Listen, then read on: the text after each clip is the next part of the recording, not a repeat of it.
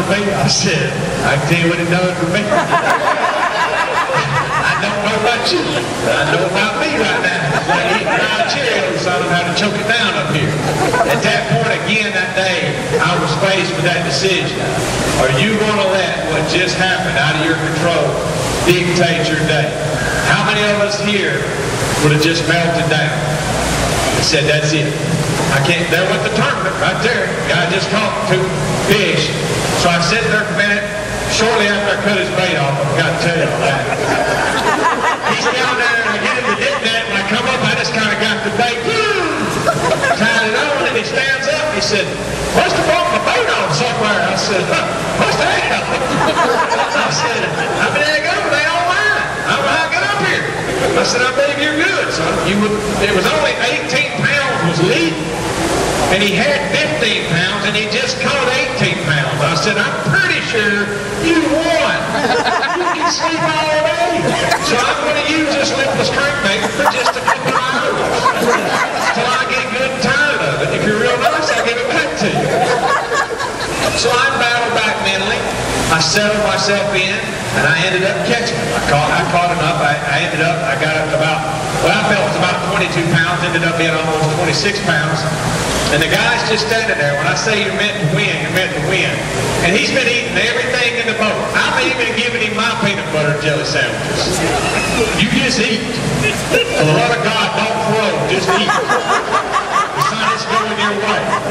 Well, about 11 o'clock, I got the feeling bad. I said, I tell you what, I said, if you see that house back there, there's a line up, a flagpole. I said, if you throw right through that house on that corner, there's a shell bait out there. I said, I caught some in practice there, and I hadn't even been fishing it. He said, what do you think on the boat? I got there, got him a plum apple balloon trick worm. I said, put that on right there. Throw it out on a Carolina rig, you should be fine.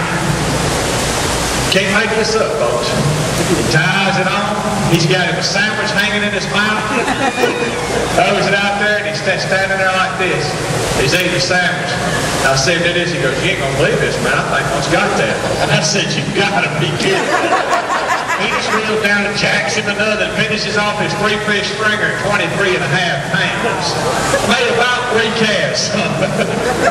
When it's your time to win, it's your time to win. I won that event. He won that event. But it was amazing how I couldn't have lost that tournament. It's like I was destined to win. So sometimes I think when we fish, you go out with a frame of mind that you think you should win every tournament. It's really hard to win every tournament. What you look for is you look for an opportunity to do the best you can do. Whatever that is. A lot of times we're not on the winning stringer. A lot of times you're on the 20th place stringer, and if you finish 18th, technically in my book you won. Because you maximized your area. So I challenge y'all that. When you go out fishing, don't focus on, I got beat, the guy had 31 pounds. You know, think about the decisions you made and did you fish at the best. Because I could make some bad decisions. I thought look at there, I thought somebody was mooning us. I was going to say they're probably relatives of mine. I come from the country. Now, when I tell you I'm redneck, I did meet one guy here from Alabama a minute ago, and I was thinking, oh, God, he's probably a federal agent hunting this. When you go to one of my family reunions, it's a happening. It ain't a get-together. We got them with prison bracelets on. We got them out of rehab. I tell you, and I could do like a whole stand-up comedy on one family reunion in my house. But we got them, I'm telling you. And you can't make it up. And it's all my mother's side of the family. And she says, I wish you would tell people that. I said, hey, you the one that had 11 brothers, all of us alcoholics. I can't help it. My mom had 11 brothers, and actually 9 of them were alcoholics. You can't imagine the funny stuff that comes out when they start eating chicken at the beach. It gets wound up. All of them play the guitar too, so not only do we have a drinking contest, they have a guitar picking contest. And my mom's like, you shouldn't be writing this down. I'm like, it's priceless material. You can't write this by yourself. See, I hadn't even thrown my bait in that tank very much, have I? I actually just picked this up off the shelf. I just like to do it every now and then just to check. You know, when we talk about bass fishing, that's some of the things I like to share with you. It's really hard to do some of that in this setting about the mind and what your mind is mentally. It is your best weapon. I don't care what jigs you go over here and buy. I can recommend what I think is best. The sponsors on my shirt, naturally. Do we get paid to fish? Absolutely. They're the best job in the world. I get paid to go fishing. But the people that I put on this shirt is the people that I fish with that believed in before I went to them for sponsorship. I don't sell out. I'm not throwing a helicopter lure. I'm not throwing a banjo minnow. I'm throwing something that I believe is the best I can get my hands on. But after understanding bass fishing, I realized that what I carry up here, that's the weapon. Now, needless to say, mine's a little silly sometimes because I get a little sidetracked. And you guys ever having trouble staying focused? I'm the worst, dude. I just start drifting. And then I see stuff on the water that I think would be fun. I stuck up on a dude one time, and see, this is where I really get myself in trouble. He's on a wall like this, and y'all know what y'all call them weed eaters? You know, like to pull them and they got the little weed eater head. They never crank when you want them to crank. Have you ever done that? Well, this guy's on this retainer wall, and I'm fishing right over here, and he doesn't see me. And it's hot, like summertime Alabama hot. And he's pulling on this weed eater like 3,000 times a second. And it almost cranked. Guy does it. And then he starts cussing. And he don't know I'm here. So I start sneaking in on it. And I troll right up on him, and I said, "Give it to him, baby, give it to him." He turns that weed eater up like he's going to hit me with it. He stomps off in the house, and I'm thinking, I'm just full support. They won't see you give up on the weed eater. And then y'all go home next time you crank the weed eater, you know what I'm talking about. They never crank. How is it they can get them to crank the first time, but never crank the second time? You ever sit around in life and think stuff? I have a wish list. I wish the people that put the toilet paper in the outhouse would make it a little bit thicker. What's the deal? Think about it. It should be an Olympic sport, toilet paper rolling in an outhouse. Because you ain't going to get a full revolution on that roller. You can get down in the Johnny Bench position and start trying to spin it by hand, and it's going to hang up. You're going to get 2 squares at the most. It takes 600 for an official game. And you get it down there, say in our bass tournaments, they just stick them little houses everywhere, you know. So you get out there in the morning, you got all that reindeer on you, and they're trying to pull one little square at a time. And in Florida, I can't get in the outhouse. I got the little rental porta potty there, and I'm beating on it. I'm like, dude, this guy's been in there for like ever. And Bobby Lane comes out, he goes, "Hey, I'm playing Angry Birds. Can y'all leave me alone?" The dude's in there playing Angry Birds on his iPhone because it was raining out there. And I said, there were some games going on out here. I wish that toothpaste would stick to your toothbrush like it does your sink. I'm just saying. Think about that next time you squirt some big Colgate down there and it falls off in the sink. You can't just walk it off. You're going to have to get down there and get it out of the sink. And I'm thinking I got 400 bristles on a brush and it won't stick to that for nothing. You can't get it from here to there. Luckily, it'll be in my beard sometime. My wife's like, "You have trouble?" I was popped. We got toothpaste all over. It just won't stick to the brush. That's what goes through my mind. If toilet paper was an Olympic sport, would that not be good? Son, them Russians, be honest with that, rolling that thing off there one at a time. I just want to meet the guy that made the toilet paper that goes in the outhouse. You can read through it. Take a square and lay it down over this book and you can still see marks on it. You can't play no game with that. That's just crazy. See, that's what my wife says. That's where you get in trouble at, because you think too deep. I mean, I'm the guy that spends a lot of time there. I've actually started my days out in there in the morning backlashing the toilet paper. You ever had one of them mornings? How come it is that when you in there and you really need the toilet paper, you get 1 square? When I'm home and you just want to blow your nose and you jerk it like that, the whole thing comes unrolled.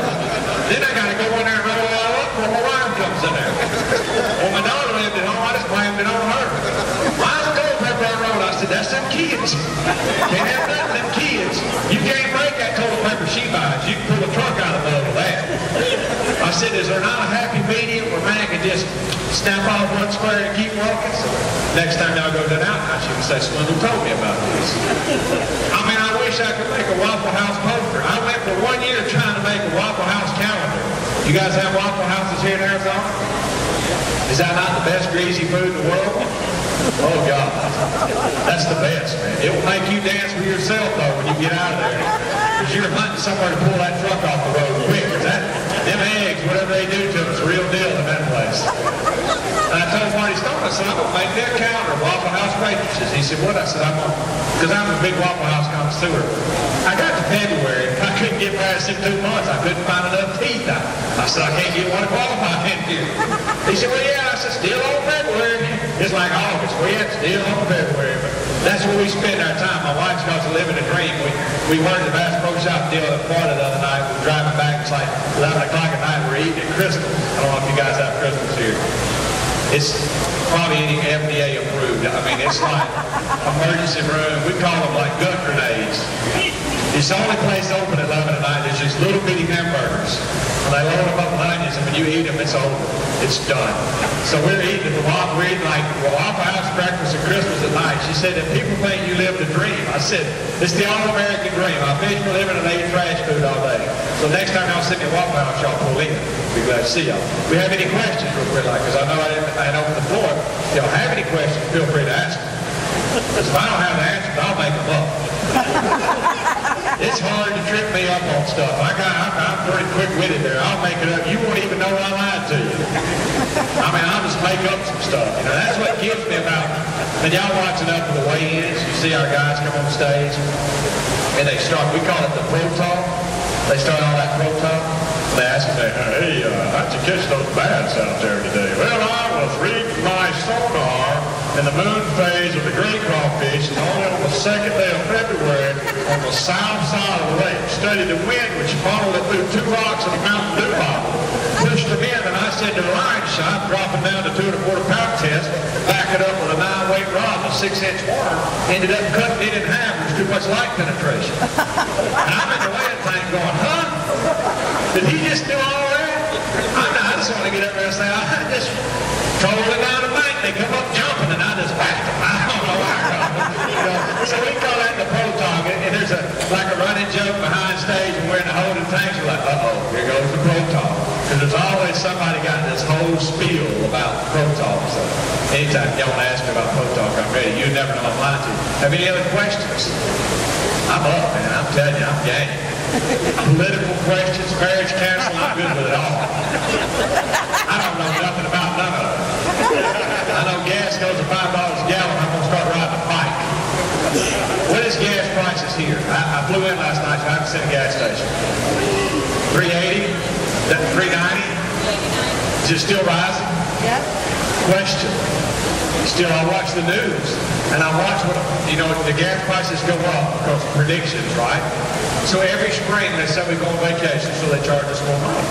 So then every time the price is at a gallon, a tub, a crude oil, whatever it is, goes up. A tank of oil goes up. Your gas prices go up. I have never seen them come down.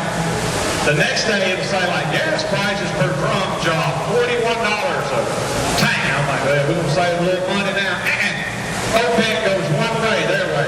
Never comes back. So I'm just saying, one of these days, we're going to be riding a bike.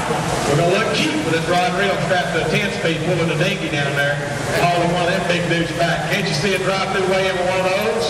All come rolling in. And if y'all wondering, the best part about my job is I get to fish in the tank. And let me tell you what you don't ever do, guys. Never set the hook in the tank. I was going to be at Smarty Pants one day and do it. We're actually fishing in a, what's called the hog trough. It's one of those long troughs.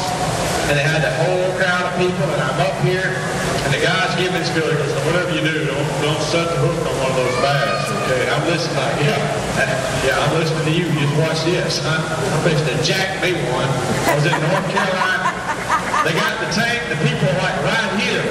And I'm up there, and I flip a jig out there, and the line goes, I was just blacked out. I don't know, like military training. I just started jerking and reeling. Well, the first 2 jumps was fine. But the last jump, he went out in the audience. And when he did that big swing, he stripped my drag down, you know. They got a couple lips in him back up in the tank. Woo!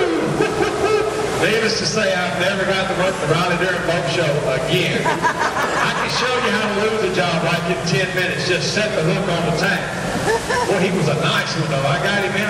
It was at least a 3-pounder. I jacked him up with that tank. So they kind of give me a spiel, don't jerk in the tank.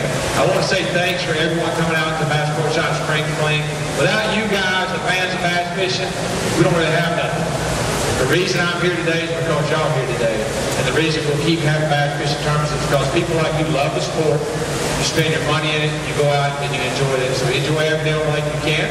If you get a chance to watch Bassmasters, check us out. If you want to get on my Facebook, I have a competition at every Bassmasters Elite Series tournament.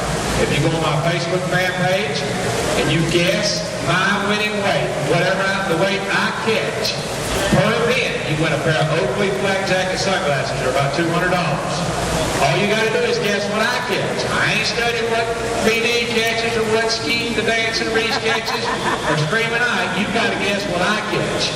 The first bid submitted is report the guy guessed 2014. And my wife said, I can't believe this jackleg. He said you're only going to catch 20 pounds. I caught 2015.